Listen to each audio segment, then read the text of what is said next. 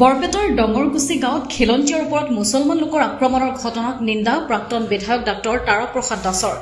ডঙৰকুছি গাঁৱত উপস্থিত হৈ প্ৰাক্তন বিধায়কগৰাকীয়ে সংখ্যালঘু লোকৰ হাতত নিগৃহীত লোকসকলৰ খা খবৰ লোৱাৰ লগতে ঘটনাটোৰ সৈতে জড়িতসকলক আত্মসমৰ্পণ কৰাৰ আহ্বান জনায়।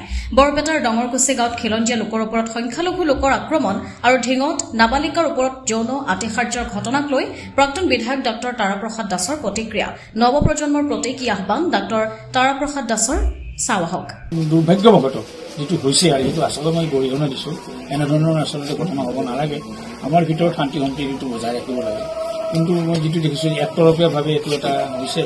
আমাৰ ল'ৰাকেইটা দেখি বিশেষকৈ দীপ নামৰ ল'ৰাটো সঁচাকৈ মানে বহুতখিনি তাৰ হেৰি হৈছে। তাক খুব চাৰ্জাৰী যে কৰিব লাগিব, সেইখিনি ব্যৱস্থা আমি কৰিম আৰু বাকীখিনিও আমি যেনেকৈ কি ধৰণে সহায় কৰিব লাগে সেইখিনি নিশ্চয় সেইটো পাৰ হৈ গ'ল। আমি 22তম হেৰিত পাইছোঁ, কিন্তু তথাপি আমাৰ নিজৰ যেন একো নোহোৱা হৈছে তেনেকুৱা। গতিকে অসমীয়া সমাজখনক ইমান তলৰ ফালে ৰাখি গৈছে। এজনী ছোৱালী, নিৰ্দোষী ছোৱালী এখন স্কুলত গৈছে, কোচিঙত গৈছে, কোচিঙৰ পৰা ঘূৰি আহি যি বৰ্বৰ আক্ৰমণ কৰিলে, এই ধৰ্ষণটো সহজে খুব উপযুক্তভাৱে উপযুক্ত শাস্তি দিব লাগে। তেতিয়াই ভৱিষ্যতে যাতে এই সিহঁতক দেখি যাতে বেলেগে আৰু এইটো কৰিব নোৱাৰে। সেইখিনি বৰপেটাৰ পৰা ৰাজু কুমাৰ দাসৰ ৰিপৰ্ট, অমৃত নিউজ 24/7। অমৃত প্ৰবাহ অসমীয়া সাপ্তাহিক কাকতৰ ডিজিটেল সংস্কৰণ অমৃত নিউজ, সত্যৰ সন্ধানত অমৃত নিউজ।